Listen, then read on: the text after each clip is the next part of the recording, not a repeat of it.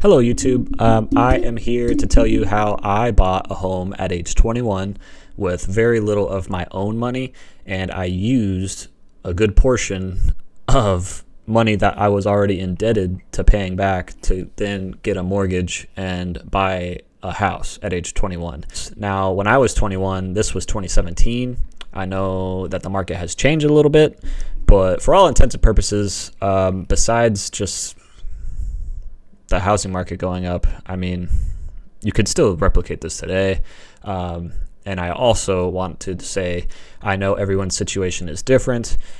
So this is just a video to kind of maybe give you guys some ideas or just show you some good tools that I used to buy a house. It did help. I am like a naturally frugal person. When I was 12, 11, 10, I was always trying to save some money. And then when I turned 13, I started cutting grass around the neighborhood for $20 a pop. At one point, I had like 6 lawns a week. So that was, I mean, it was some money. And then when I turned 16, I got a job, started saving money then. Saved as much as I could. Now, this isn't to say, you need to work your ass off and die, like, and miss all the fun of childhood and, young adulthood. But it definitely helps to work hard and save your money. I was so mad when I was a kid because I couldn't invest my money earlier. But when you turn 18, hey, look at that. When you turn 18, you can open up a brokerage account in your name. And what I did as soon as I turned 18 on my birthday was open up a brokerage account and start putting money into a small mutual fund every week. Just set it there. Don't even think about it. Just let it do its thing. I'm not a financial advisor, so please invest responsibly. Invest only what you're willing to lose. If you find a good mutual fund, I mean, you really can't beat it. Well, you can beat it if you pick the right stocks, but stocks are a little riskier. Mutual funds, what makes them great is it's just a bunch of stocks all together. But not to get too much into that, but it definitely helps to invest your money. There's this whole idea of, yeah, you got money, but it's sitting in a bank account, inflation, you're really technically losing money at that point. So you want to make sure your money is working for you. Still invest responsibly. Don't put all your money in there in case some emergency happened and you don't have any money to cover yourself, but invest what you can, invest early. That is huge. Now, when I turned 18, I went to college. My first year, I was at the University of Tennessee, Knoxville. Great school. I loved it. But I was studying journalism there, and I wanted to switch over to a business degree. And I realized that, hey, I mean, the school's great, but it is literally like 3 times as much as the school back home. So I moved back home after my freshman year, started my business degree. So the cool thing about me going to Austin P is it was in-state. So in-state tuition is typically a lot cheaper than if you were to go to a school outside of your home state. And then also we had scholarships, grants and stuff. And I used all that stuff where I was basically going to school for free. It is a little bit of a difference, but for all intents and purposes, I mean, I was going to this school and it really doesn't cost me a whole lot. As long as I was getting good grades, I could keep the grants, keep the scholarships and that stuff. But here is the debt that I leveraged to get a house at age 21. I still took out student loans. And I made sure that they were federal subsidized student loans. So the key difference between subsidized and unsubsidized. Subsidized typically is lower interest rates. But the cool thing too is, where is it at? The government pays the interest while the student is in school, or deferment. So you don't accrue interest on these for 4 years, and then the 6 months following after you graduate, or however many years you're in school, as long as you're, full-time, they're not going to accrue interest. And while I was in school, I was still working. At one point I had 2 jobs and was going to school full-time. A lot of people I noticed go to school, don't even have a job, or work 1 day a week, which is fine. Do whatever your situation is best, but it definitely helps to keep the income coming. And I wasn't even working my ass off. I was working, 20, 30 hours a week, and going to school 12, 13, 14 hours a semester. But working, continuing to keep that money incoming no matter what it is key here. And then when I was 21, I was fortunate enough to find a good deal and buy a house. And most of the money I used as the down payment was student loan debt. Now, financial advisors will tell you this is a big no-no. You shouldn't ever think of this, but I'm just telling you what I did. And honestly, that's what rich people do at the end of the day. They leverage debt to get more debt and build wealth that way. But nevertheless, that is the debt I used to then buy a house at age 21. It did help getting approved for the loan, having the down payment, which some of it was my savings as well that I saved up through the years. But another thing too is the key is working through college, having that work history, because no loan company is going to approve you if you don't have solid income history. They want to see that you're making income. But yeah.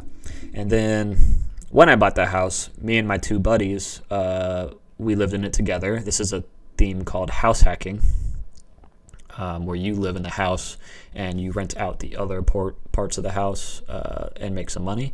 So at that point, I was basically living in there for free. And at that point, I was 21 with about a little over $100,000 as a mortgage and about $25,000 in student loan debt.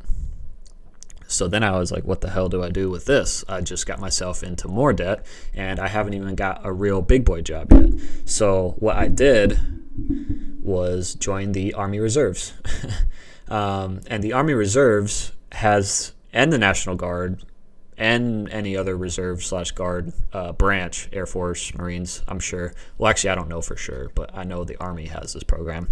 They have a program called the Student Loan Repayment Program. And I made sure to get this in my contract. So literally, I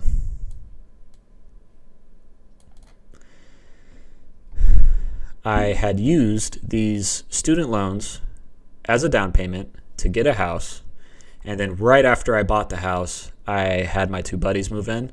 They were renting it out. I was basically paying nothing. And then I took a semester off of college and went over to basic NAIT for 7 months, and got this in my contract where they pay 15% of the balance of your student loans annually.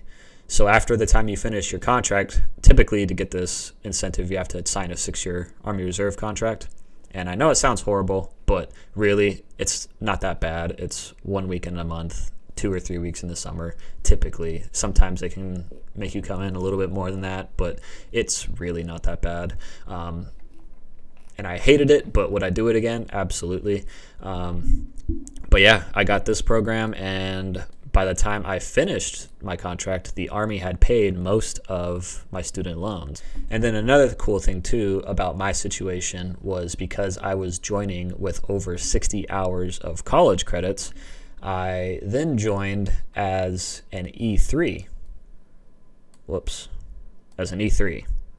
So interestingly enough, when you join the Army, most people join as an E1.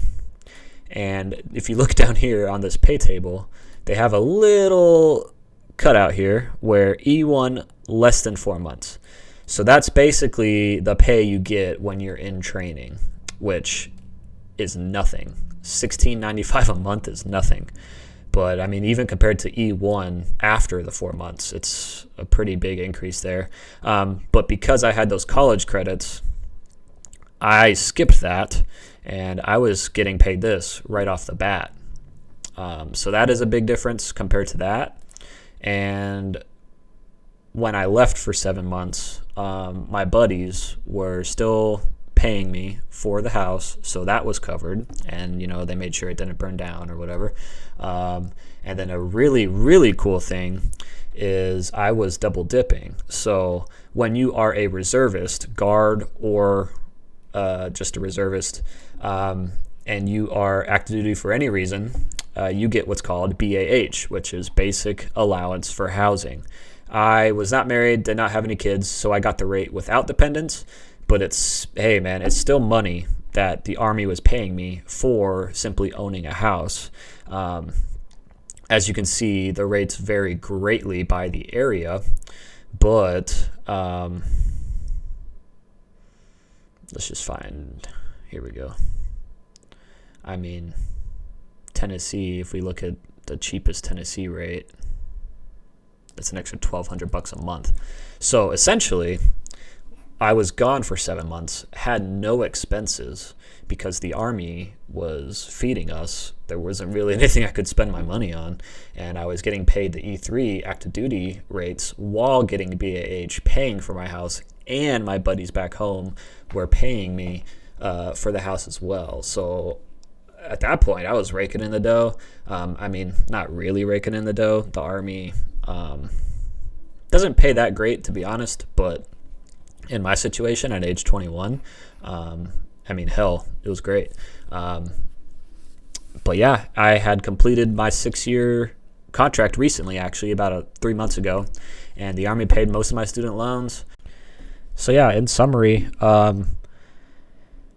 I have been frugal, and I always worked and tried to save my money. I took out the debt that I took out to buy a house was student loan debt, and then I turned around and joined the Army Reserves for this great program called the Student Loan Repayment Program. Now, I will say that is the Student Loan Repayment Program. If you do this, that is something that you have to actively make sure they're paying your loans every year. They're not just going to magically pay it. So you need to do the research on this program. You need to be on top of it. But it is an amazing program. They paid most of my student loans for me. And then, you know, that money that I used was basically an interest-free loan at that point because I didn't really pay interest on the loans. And a cool thing, too, about finishing up college is the Army Reserve. You can use TA, tuition assistance. That's just more free college. You know, the Army sucks, but if you use all the tools, it's actually pretty great. But yeah, and then house hacking all helped me get that house at age 21. So let me know what you think in the comments below. If you watched all the way to this point, please like and subscribe. This is my first financial video, so I really love finances. I want to make more videos about this. But yeah, please let me know what you think in the comments below. If I was wrong on anything, or tell me about your situation. I would love to hear about it.